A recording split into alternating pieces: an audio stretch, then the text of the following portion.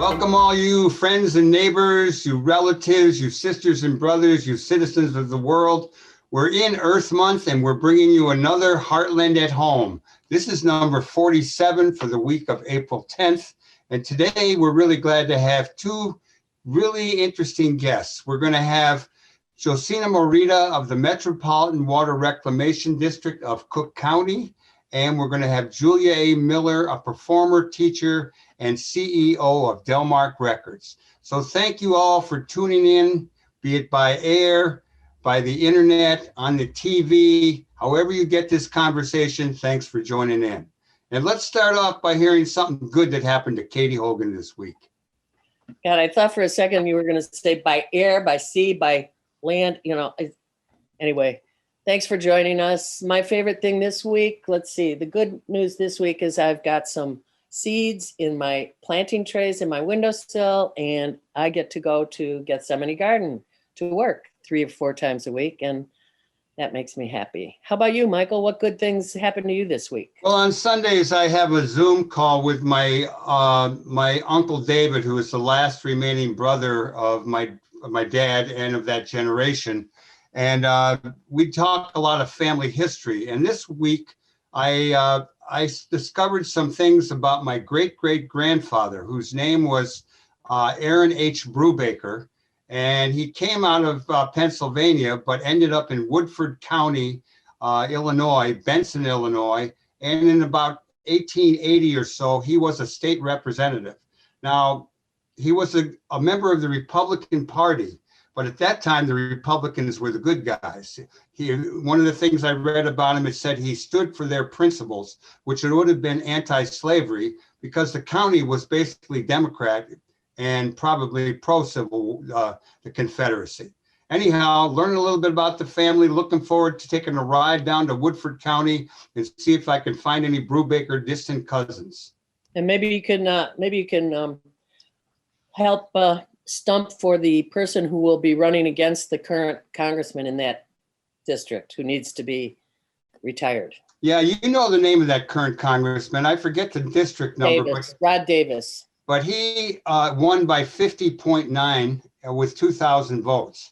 And so it seems like it's doable if people open up and, pay attention to what really matters. Well, the other candidate was Betsy Dirksen Londergan, and she's an excellent candidate. I'm not sure if she's up for running again, but if she does, this should be one of those Marie Newman moments for that particular congressional district. Well, anyway, we'll go on. I'm going to help out if she's running. We'll go on to look at the greater world, and one thing that concerns us a lot is 2 countries that actually I've visited both of them, and they are both led by Trumpian type leaders, is what I got to say. India and Brazil are COVID hotspots internationally, and Brazil is kind of reportedly out of control, near breakdown on the medical front, with crowded hospitals, no way to get the vaccine out, and a leader who doesn't seem to care. And this is what we should observe. This is something that our leader, quote unquote, number 45, the retired guy, kind of instigated and made an acceptable way to deal. Let's keep an eye on our brothers and sisters in the most populous parts of the world. Let's see. The other thing going on here right now is the group Indivisible. Some of you know about them. They're an organizing group that has done tremendous work since 2016, which is when they were born. They have something going on right now called the Recovery Recess. While our representatives are home, they're asking all of us to be calling on them and imploring them to support the recovery work so far and push for more. Of course, in our situation, we have Jan Schakowsky, we have Dick Durbin, we have Tammy Duckworth, we have people who think like us. They also need to hear from us in order to support, so that they can stand up in Congress and say, my district says this with this percentage. It matters. So look up Indivisible's actions for this week. It's called Recovery Recess, and do what you can. Let's get more local, right, Michael? Well, I've been paying attention to how Republicans seem to be acting to access to voting. And Yeah. I know in Colorado, apparently the Republicans had worked with the Democrats and they have pretty wide open voting. And even in Kentucky, where Trump won and who's the head of the Senate? What's that guy's name? Moscow Mitch, baby. Oh yeah, Mitch. They both won by big margins, but paradoxically, seemingly, Kentucky is the only red state with a legislature controlled by the Republicans that had expanded voter rights. They had a low bar because they had real restrictive, so a few changes improved them. But they also, it gives you some hope that other Republican legislatures may not be as blind and backward as the people in Georgia. I love your idealism, Michael. Let me just say that. You love my what? Your idealism. What gave me some hope this week was the message that Stacey Abrams needed to share with us, which was gratitude and thanks for the efforts of activists who stopped Georgia Republicans from getting everything on their terrible wish list for voter suppression. Specifically, a key issue like weekend early voting was brought back. That was absolutely the result of a groundswell of reaction to their incredibly bad piece of legislation. It is proof that activism works. Keep it up. And thank you, Stacey, for making sure that everybody knows of that little victory, which will mean a lot. When we were checking on the latest stories for the border this week, we decided we're going to wait until we can maybe even have someone from Texas talk to us on this show. But when we did say, what do we got on the border this week, our intern and co-team member, Luis, said, only thing on the border will be Luis in 6 weeks, which is when he is crossing back into home. I thought that was a great line, so I kept it in, but we'll keep track of what's going on in a less. And don't forget, Luis has a great show on WLUW at noon on Fridays called The Modern Mexican. Indeed. And I know that once he goes back home, he'll have some more people on that show that he doesn't even know about yet. Okay, we're going to catch up here with just the labor stuff. Amazon just did the big outfits version of, if I can't play my way, I'm going to take my bat and ball and go home, because they shuttered the Amazon DCH1 sorting center in Pilsen, where some friends of ours were doing some activating on their own behalf. And Amazon just said, okay, forget about it. We're out of here. And that was in Pilsen. Yeah. And right real close to home and a little bit further south down there in Bessemer, Alabama, the votes are in. 55% of the eligible voters in the Bessemer plant for Amazon voted. The NLRB, that's the National Labor Relations Board, is counting the votes. There are going to be challenges probably from both sides, and we should know the results by next week. We will keep you posted. Okay, and then locally, Chicagoans are still looking to be vaccinated. Why can't we get this right, Madam Mayor? People are traveling to Quincy, Illinois, traveling to Indiana to get vaxxed. This is flippin' embarrassing. So again, we'll let you know. The number to call in Cook County is 833-308-1988. Also look at blackclub.org for their excellent resource on vaccine getting. And we know that all you good citizens like to pay your taxes because we want to have a government that works. But just as the Biden administration is seeking to raise taxes on large corporations, we've learned that FedEx, Duke Energy, and Nike were among 26 corporations able to avoid paying nunca, federal income tax for the last 3 years, even though they reported a combined income of $77 billion. And that is a report by the Institute on Taxation and Economic Policy. Yikes. All right, let's listen to some music as we are going to bring in our first guest, Miss Julia A. Miller, president of Delmark Records. Can't wait to talk to her. You're going to be hearing from Volcano Radar. Just open your mind, folks, and get into it. Recorded at the Constellation Room in 2017.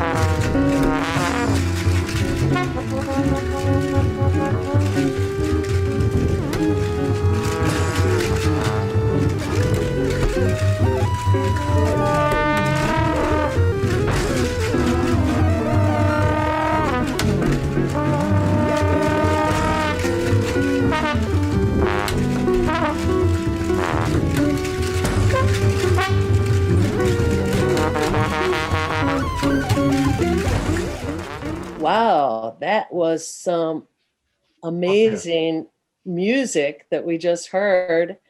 That's your band, isn't it? Volcano Radar? Yes, I co-lead it with Albio Barilari. Albio Barilari is your partner in this Yes, he is. enterprise? Yes, we're life partners, and he's the artistic director for Delmark. Terrific. I think it was 2018 when we last had both of you in the studio, when we were still doing our show in the studio, live from the Heartland. And I remember also attending a show at, was it Spaces in Evanston, right at that same time, celebrating and marking you and your partner taking the reins of Delmark. Is that right? Evanston Space, yep, for sure. That was terrific. That was a very exciting show too. It was a really, really great night. It was very, very, very cool to be there. Yeah, you had an array of artists, and you are head of, now this took me by surprise. Are you the oldest label in the country for blues and jazz? This is Straighten me out here. Yeah, no, that's okay. It's the oldest continuously operating jazz and blues label, started by its founder, which was Bob Kester Sr., Right. and we're continuing that. So continuously operating. It's not the oldest label. Thank They're you. like, for example, the OKEH, the first indie label. You know, there are other labels that are older, but continuously operating and started by the founder, Bob, and we continued that. And we also had Bob Kester on this show too, in the olden days. And I'm thinking, since you just said senior, the fellow we had on was his son, maybe. No, it was him. Oh, it was senior. Okay. It was him, yeah. People can find it if they go to youtube.com/Heartland Media, you can find a million interviews, and you could probably find the Bob Kestner one too.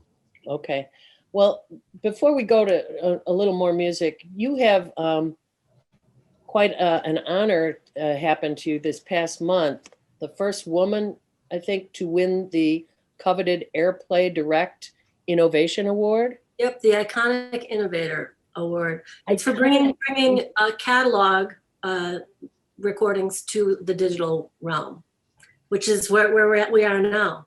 It really promotes airplay, radio airplay, particularly working with DJs, streaming, that kind of thing. And we at Delmark, over the last 3 years, have increased the amount of digital tracks to now more than 11,000 online.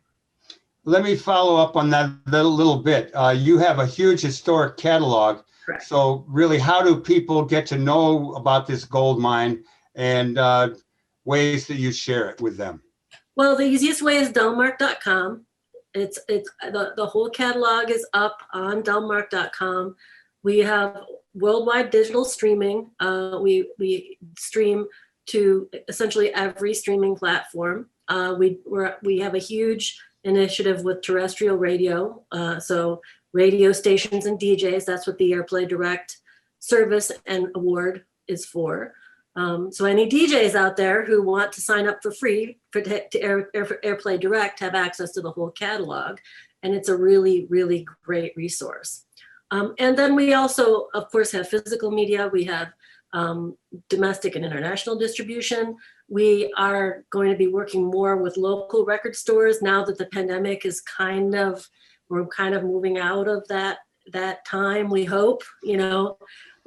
We also really do a lot of online retail as well. We hope that the artists will start touring again, of course, too, and sometime later on this year.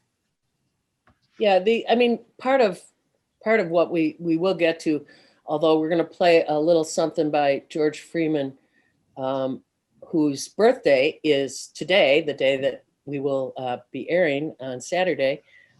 He's 94. God love him. So we'll play a song by George Freeman on Delmark label called Birth Sign. Yep. And we'll come back and ask you more questions. Great.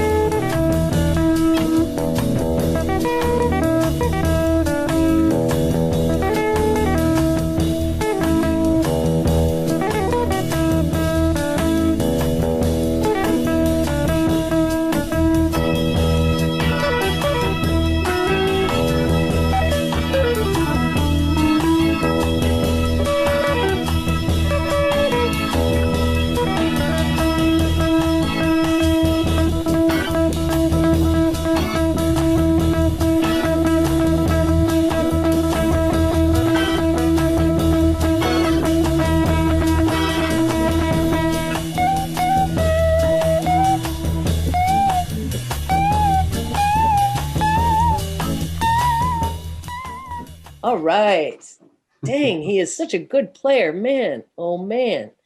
We had him on the show thanks to Lynn as well. Yeah.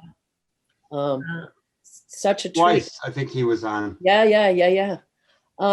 What I wanted to mention too, you now have an exhibit up at Delmark Records, which we've mentioned a few times without you being on the show. But I understand you wound up co-curating this and enlarging Lynn's Women of the Blues show by adding your female artists' vinyl covers. Am I getting that right? Yeah, we have approximately 25 blues records, which are led by women, different, and many more female sidemen and musicians on the label. But so we included. They're not all vinyl. Some of them are vinyl, some of them are CD. But okay. we made square posters that are cover-like of all of those records. So those are displayed. It's really cool actually to come in and be surrounded by all of these women of the blues. It's a really great vibe. When can people actually come in and see it? Do they have to make an appointment, or are you open all? Yeah, they do. We're there every day, and so it's pretty easy to make an appointment. If photographers want to come in and see the show and see their work, or other photographers want to come in, or artists want to come in and see if their images are represented in the show, or if people are just interested. We do have a link online as well on delmark.com. We have a link to the gallery. And I believe Lynn has a link on her website too. We've had this exhibit up for almost a year. We started it just as everything shut down. So we had big plans, to have it go through Blues Festa last year, and then have some some events in conjunction with the show and Yeah. things like that. And we just weren't able to have anything at all, of course, because of the pandemic. But we did really do some virtual things. We did a couple of little streaming sessions. We did get the thing online, and so it will live online. And it also really, helped sort of pull all the images together, because Lynn has a huge collection. So it was really nice to add also the Delmark women to that. We have a couple of really great big posters of some Delmark ladies, Catherine Davis, Demetria Taylor, Deetra Farr's in there too. So pretty awesome. It's good you mentioned Catherine Davis, because we're going to go out with her wild song, Wild About That Thing. Mm-hmm. It's pretty. And I also like that you're sitting in your studio and we can see it behind you. Yeah. All of the tools of the trade, as it were. Yep. And I have to mention this, as I was preparing for this segment with Lynn, and we realized with you and Joni Palazzo over at Southport, we've got two really strong women leaders in two really strong labels here in Chicago. And I love that. And I'm so appreciative of your work. And thank you. Yeah. Thank you. There are a couple more, there's Bettina Richards at Thrill Jockey. There's also taking notes. Bloodshot Records. Oh, right. Was co-owned. I think still is by a woman. So Julia, every time we've talked to an artist, just for our last, to let you go after this, I know you've got another meeting. No, it's okay. We keep saying that this COVID experience has taught us that really nothing should go back to normal. Normal wasn't working. And if we go back to the way things were, we will have lost the lesson. What would you like to see not return after the pandemic has passed? And what should we use that we have learned? For example, in the music realm. Well, I think people have really needed to move to an efficient digital platform and have had to become even more self-sufficient, but also perhaps be a little bit more aware of people's time and how they deal with other people, in terms of, really making the most of positive vibes and positive opportunities. But I like to think of things, rather than things that don't return, maybe we can, build on something positive, bring that energy forward. There's been a lot of really calamitous events this year, other than the pandemic too, in this country, political events, etc. And we at Delmark really hope that the country can unite and move forward together and be a positive political and social force and support one another. Black Lives Matter, I'm going to say. Amen, my sister. So I think we're going to end on that note, and welcome Catherine Davis into our ears. And let me ask a question though about that. We're going to play Catherine Davis, but I just was curious about Delmark's 50th anniversary collection. Yes. What's the question? Well, what's on it besides Catherine Davis? A lot of stuff. How big a CD is it? How many albums? Well, are you talking about the 50th anniversary or the women's, or there's the 50th anniversary women's collection that Catherine is on? That's all female vocalists. That's the one I wanted to know about. Yeah. So there's Demetria Taylor, there's Sharon Lewis, I believe. There's Zora Young. I think Karen Carroll is on that one as well. So that one in particular is 50th anniversary women. There's also a 50th anniversary, which is actually sadly out of print, but hopefully will be in print soon, but is available digitally. And that's a more general, because there are 45th, 50th, different yearly anniversaries. Julia Miller, thank you so much for joining us today. we appreciate all you do. Thank you. And keep on keeping on. Shine on. Thank you. Thank you so much for having me. It was a pleasure. We'll see you next time. Great. Take care. Come on and rock me with a steady roll. I'm wild about that thing. Gee, I like your ting-a-ling. Kiss me like you mean it. I'm wild about that thing. Come on, turn the lights down low. When you ready, just sing, let's go. You gotta give me some. I'm wild about that thing. You press my button. I'm wild about that thing. What's the matter, Papa? Please don't stall. Don't you know I love it and I want it all? I'm wild about that thing. Oh, I'm wild about that thing. You press my button. I'm wild about that thing. Welcome back to the show, Josina Morita. So long since we've seen you. Josina is Metropolitan Water Reclamation District Commissioner, an urban planner, a community organizer, also now a mom and friend of the show. Josina, welcome back. Thanks for having me. It's good to see you guys, even via Zoom. I know. Likewise. Since we had you on the last on the show, and it was in person back in the studio, you became a mother. Congratulations! Thank you. Of 2 now. That's how long it's been. And like another close family member of mine, you've had 2 under 2 in the COVID period. Yeah, a little crazy. I reckon. How does being a parent now affect your work life at the reclamation district, or if at all? Yeah, I mean, I think it gives you a whole nother perspective on life and why this work is so urgent.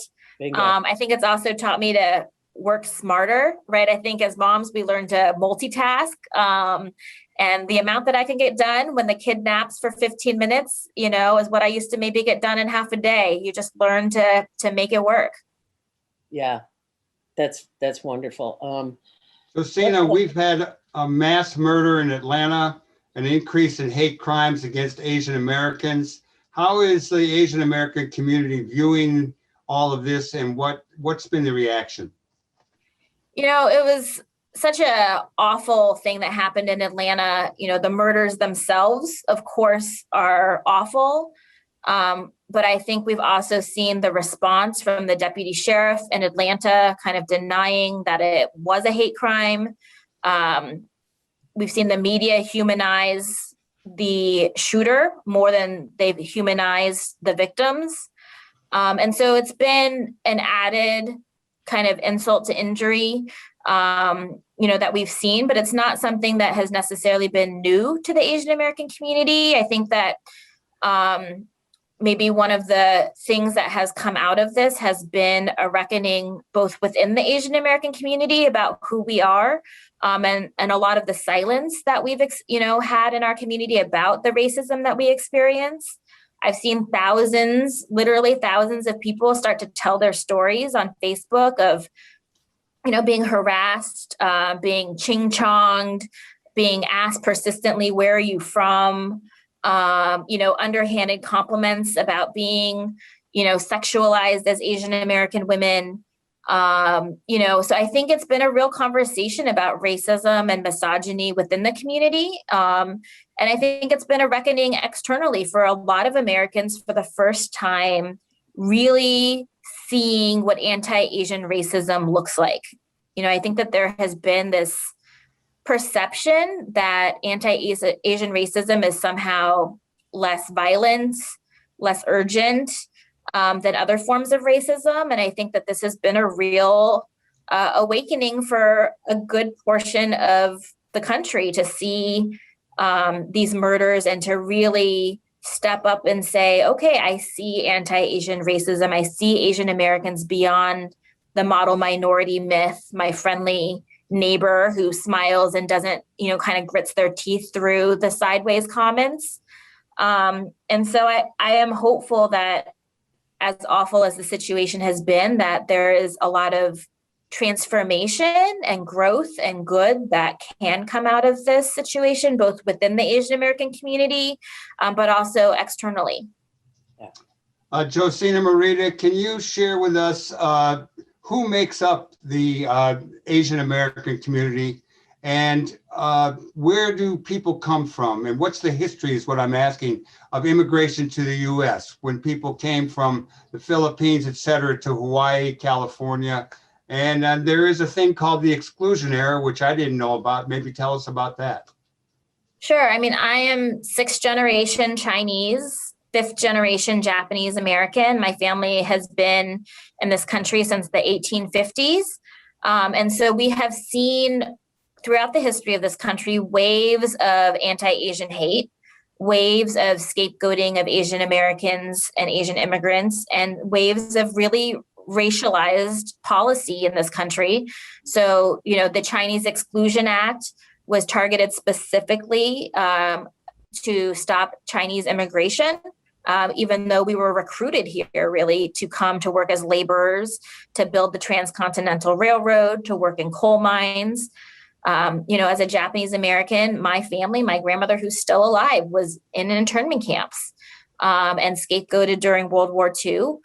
Held in 120,000 Japanese Americans held in internment camps by the U.S. government for years with no charges and no convictions ever.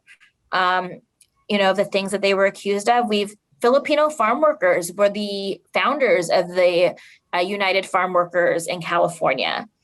There's so much diversity in the Asian American community. We come from, dozens of countries, speak even more languages. We have different histories as to how and why we came to this country. A lot of it having to do with war, right? So fleeing wars, whether it be, the Vietnam War, the Cambodian, genocide, things like that have pushed Asian immigration in different ways, along with, of course, just economic hardship in home countries and kind of pull factors to the idea of the American dream here in this country. And so here in Illinois, we are the fastest growing population in the state, percentage wise. We, for the history of Illinois until just, 10 years ago, really didn't have Asian Americans in elected office. I chair the Asian American Caucus. For years, we had an Asian American caucus with no Asians in it. We elected our first Asian American countywide, which was me, and our first Asian American in the General Assembly, Teresa Ma, in 2016. And I now chair a caucus of 9. And it's amazing, especially in this moment where we're talking about anti-Asian hate and, anti-Asian racism. Just 5 years ago, all 9 members of my caucus were not elected. So our progress is really palpable in this moment. I'm really proud of our caucus members to have, stood up to run, to win, and now really being voices in this really important moment for our community. Josina, you mentioned the United Farm Workers being co-founders of the United Farm Workers, Filipino farm workers being part of United Farm Workers. And I wondered if you could expound upon that a little bit and talk about the intersection of the struggle for Asian rights in America with other civil rights movements, be they Black, Latino, women, et cetera. Absolutely. Both of my parents were part of the Filipino farm worker organizations. My mom worked at Agbayani Village, which was a health clinic that was built for Filipino farm workers. She worked with Philip Veracruz and a lot of the Filipino farm worker leaders in Delano, California, who helped build the United Farm Workers, right, which is most famously known for Cesar Chavez and Dolores Huerta. But Filipinos were a really big part of building that organization. And it's also a way, I think, that we look throughout history. There's a long history of Asian Americans in the labor movement. My cousin, Kent Wong, was the founder of Asian Pacific American Labor Alliance. We have a Paula chapter now here, help the Secretary Treasurer of the Chicago Federation of Labor is Filipino, Don Villar, here. And so there's been a long history of class solidarity, but also racial solidarity between Asian Americans and other communities. So that's an example of Filipinos and largely Mexican immigrant populations. And I think it's been a powerful moment for us right now to, as Asian Americans, for the first time, for a lot of people, seeing African American, Latino, white populations, communities standing with us in this moment. And I think it's a really important moment for our community to then recognize what our responsibility is to stand with other communities. For me, as an Asian American who's married to an African American, right, I can believe in supporting Asian women and supporting Black lives at the same time. And I think these connections are essential. We have a long history, particularly of Asian American and Black solidarity. Two of my heroes, Yuri Kochiyama, was part of the Harlem family, movement in New York with Malcolm X. If you've seen, of course, the awful picture of Malcolm X, when he was assassinated, she's the one holding him. There is an Asian American woman, Yuri Kochiyama, and she made those connections as somebody who grew up in the internment camps as a young child, to the struggles of Black communities in New York. And Grace Lee Boggs, who was a leader with particularly Black union workers, Black auto workers in Detroit. Right. So there's a long history there, and we hope to continue it.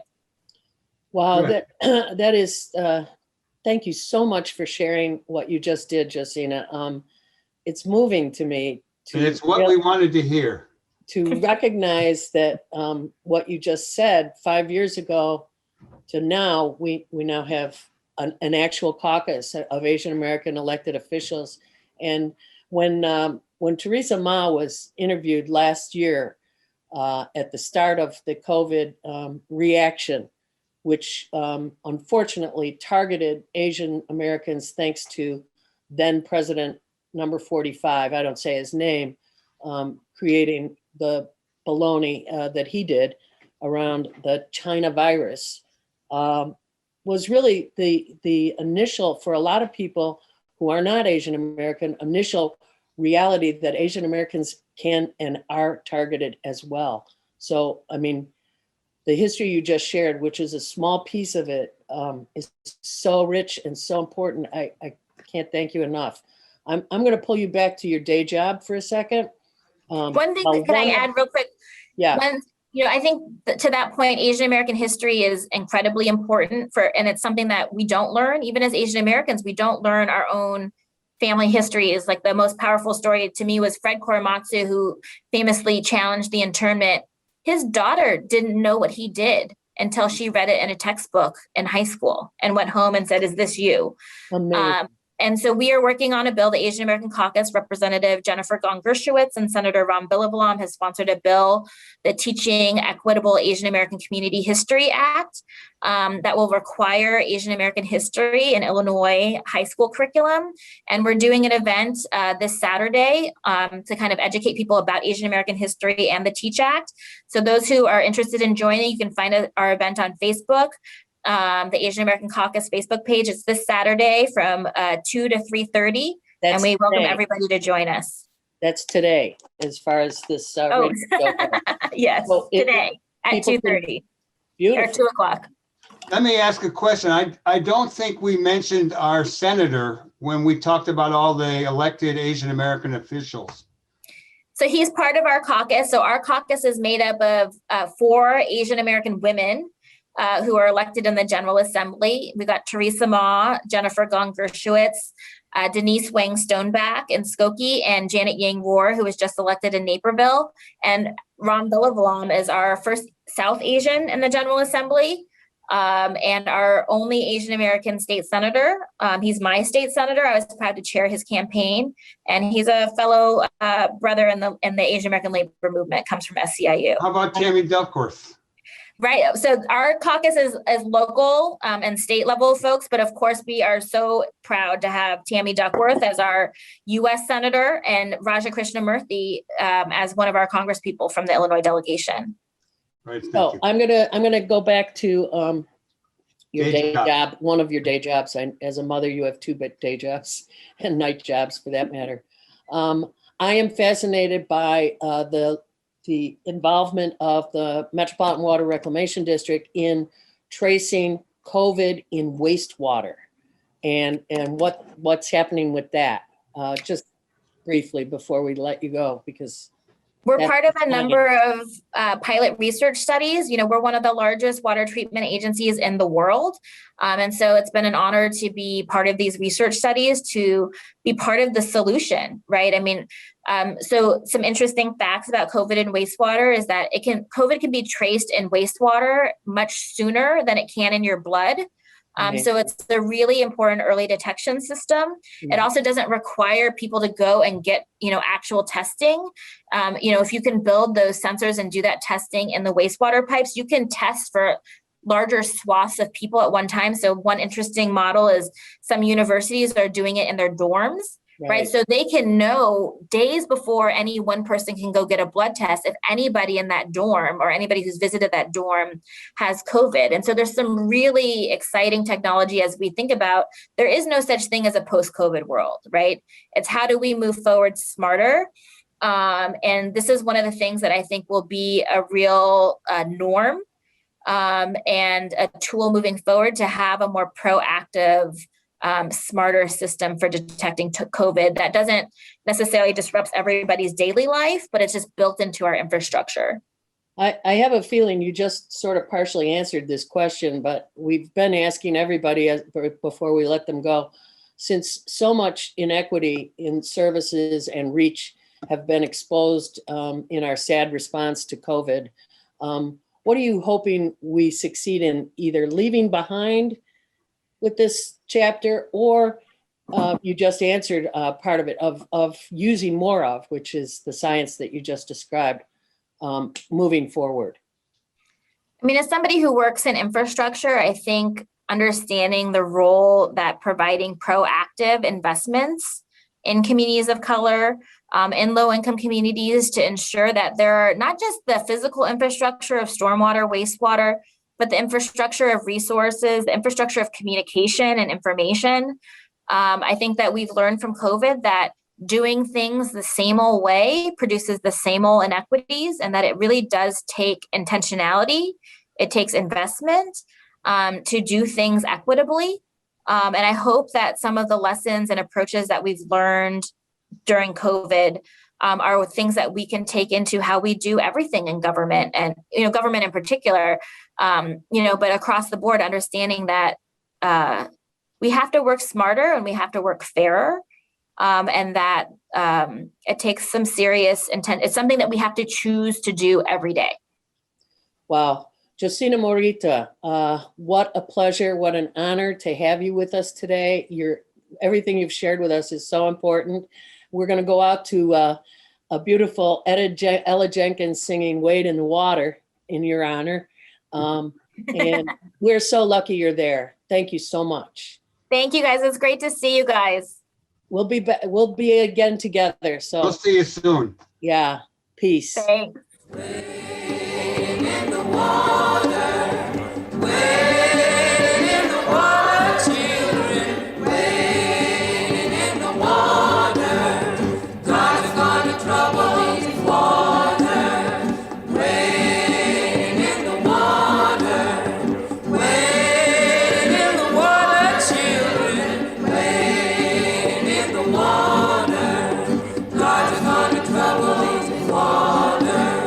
See that band all dressed in white. God is going to trouble these waters. It looked like a band of the Israelites. God is going to trouble these waters. Wading in the water. Wading in the water, children. Wading in the water. God is going to trouble these waters. I love that. Ella Jenkins, Wade in the Water. She was singing there with the Goodwill Spiritual Choir. Okay, for our going out, that was an incredible interview, wasn't it, Michael? Yeah, I'm glad we got it right. Oh my gosh. Yeah. So going out, April 24th is the citywide cleanup day. Sign up with a few friends, do your part, clean up your corner sewer caps, call your alderman's office for info, and Earth Day is April 22nd.